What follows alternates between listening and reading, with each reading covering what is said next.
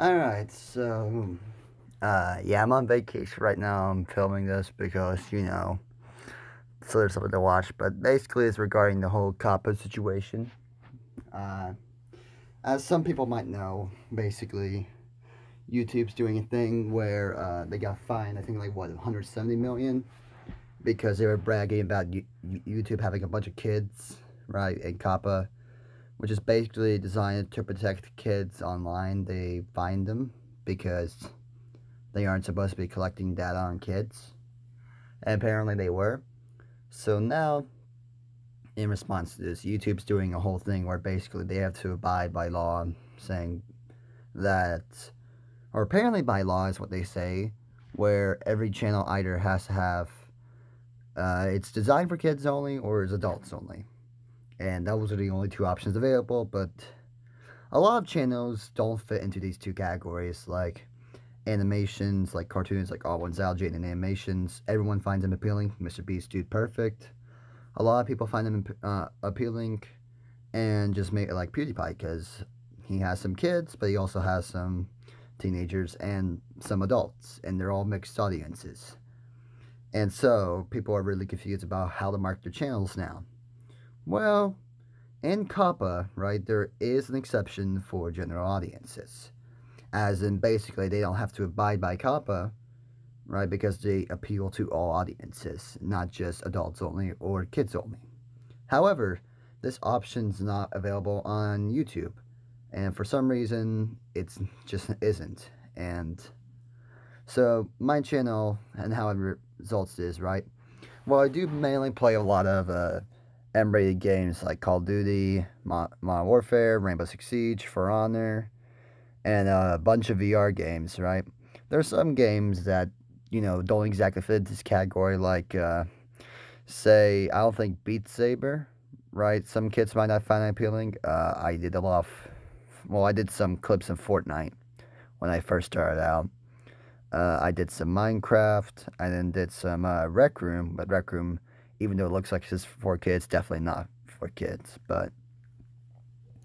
So, the whole point, right, is that YouTube are the ones to blame here, not COPPA, because YouTube didn't put a general audience in, and they didn't make people aware about this third option. And basically, it's saying, oh, you're fine, don't worry about it, because your audience not only just appeals to kids, but also appeals to adults. And right now, my audience, right, all my audiences are teenagers. All accounts are registered as teenagers. I think just all teenagers. Nothing should be for kids because, I don't play weird little kids videos or anything like that. So definitely nothing for kids. But it's just very odd. I don't know how my channel is going to do. COPPA's definitely not going to find me at all. I know that for a certain fact. Now, YouTube, on the other hand, that's a whole nother issue because I'm not a kids channel and I'm not really an adults only channel. I'm a mixed audience, right? Because while I have played some Fortnite, I have played some Minecraft. They're definitely not for kids because most of my audience is for teenagers, and it's clear by the other videos that are pretty popular on my channel. And definitely don't want, my comment section to be disabled because it has to be labeled as kids, or or just to get taken down because apparently one of my videos was quote-unquote found for kids, which, Fortnite I should be fine, right, because it's teenager, it's marked rated T, so I could just argue with the ESBR rating, and I should be fine. Minecraft is E10+, so I don't know about that. Rec Room's T, so I should be fine. That my only worry is Minecraft, but I really like showing off the Minecraft world. Which I think has, like, some cussing in the video because of Rook. Thank you, Rook, for, it matters much, much more now, I guess. Because now, I guess 2017, it was saying, hey, don't be too adult content. Now and then in 2018, it was like, don't be kid-friendly content, and now it's just, don't be mixed audience content. It's just really odd. And I really don't understand why,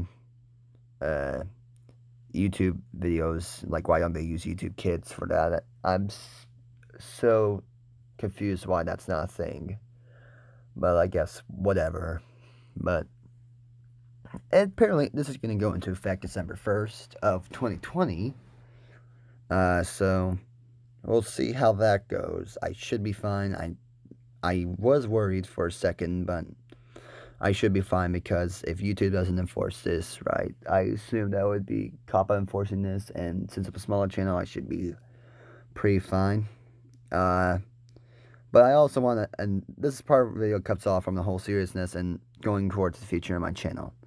So, I would like to say thank you for 50 subs. It's pretty nice. I did not expect my channel to become, you know, I guess, that I didn't expect it to become that big. I remember it started out just making really weird clips of just stuff I found pretty enjoyable. Then, I think it was last year when I started doing actual videos, and I started with, like episodes like the PUBG shenanigans, I think was my first one, when I was having fun with Noah. But as terms of that go, I'm probably going to be avoiding most of the kids' content.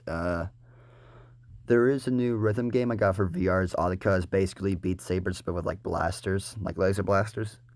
But again, a lot of the stuff, right, I'm afraid to get copyright striked on, like, because they have some Marshmello songs, deadmau5, some rappers, some other people that are just like EDM.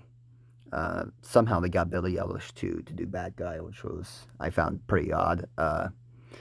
But I probably won't be making any Beat Saber and Audica videos, even though they're both really great games and I do recommend it.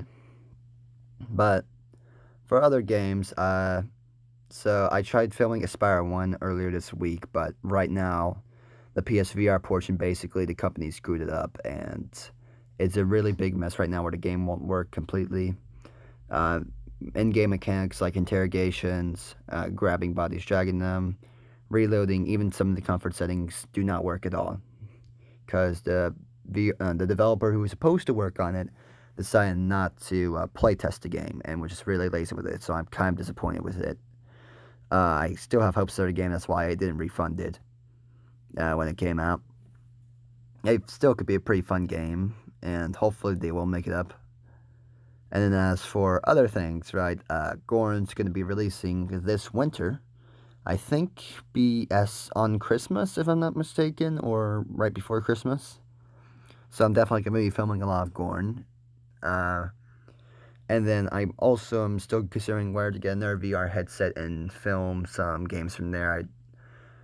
Because I'm definitely probably not going to film like any of the PC VRs, because I don't have a stable enough computer for that, but maybe like get an Oculus Quest, maybe do some Pavlov.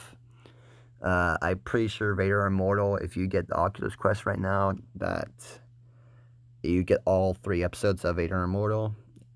So, again, I've heard mixed reviews about Vader Immortal, like one episode's really sucked, but the other 2 seem to be doing really well. And then, you know, of course, 2020-wise, moving forward for games from there, Zero Caliber is coming to PSVR, so it'll be a pretty exciting port. And then you got Project Resistance is a Resident Evil multiplayer, where it's basically similar to the Dead by Daylight's aspect, to where there's 1 killer and 4 survivors. Except, you know, survivors can fight back with, like, actual guns, and the killer can't really kill. He can only just delay him with, like, zombies, like, and the Resident Evil monsters.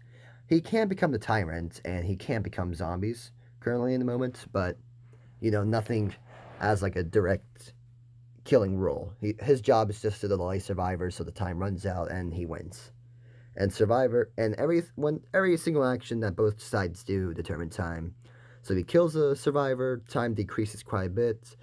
But if survivors get to a new zone, you know, escape, do objectives, the time increases quite exponentially. And then, of course, there's other games too, like one of my friends is planning on getting a VR headset. We plan on filming some stuff there. We settled on Killing Floor 2. Well, not Killing Floor 2, Killing Floor 3. It's a VR title. It's called Incursion, and they do have co-op, and I heard it's pretty fun, so definitely gonna go for that. And then for other titles, there's a VR Zombies one for PSVR exclusive, I believe, that is in the works. And it looks sort of similar to like Left 4 Dead or World War Z.